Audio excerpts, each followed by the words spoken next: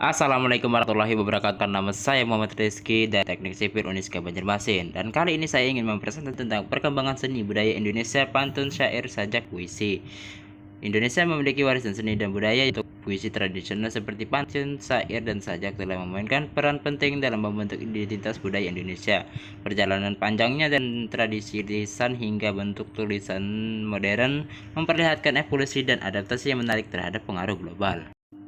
Pantun, tradisi puitis, struktur berirama. Pantun dicirikan oleh struktur 4 baris dengan baris pertama dan ketiga menjadi irama dan baris kedua dan keempat sebagai rima.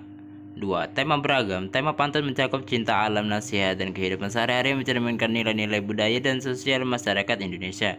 Tradisi lisan pantun biasanya diturunkan secara lisan dari generasi ke generasi menjadi bagian integral dari kehidupan sehari-hari masyarakat Indonesia.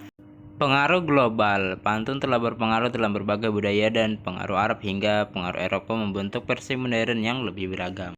Syair, puisi, naratif. Asal-usul syair berasal dari tradisi sastra Arab diperkenalkan ke Indonesia melalui perdagangan dan penyebaran agama Islam. Struktur syair terdiri dari 4 baris dengan rima di akhir setiap baris dan biasanya menceritakan kisah atau cerita. Tema syair seringkali menceritakan kisah-kisah epik, sejarah atau religius, menyampaikan nilai-nilai moral dan sosial. Sajak, puisi bebas.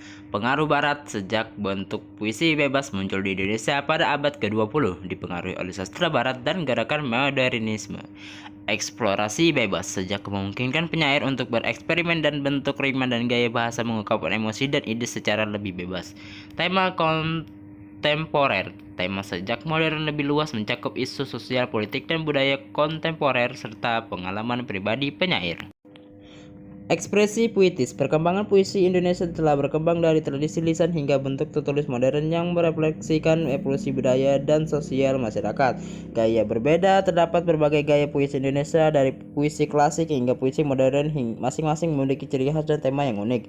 Pengaruh global. Puisi Indonesia dipengaruhi oleh berbagai aliran sastra global seperti romantisme, simbolisme, surrealisme.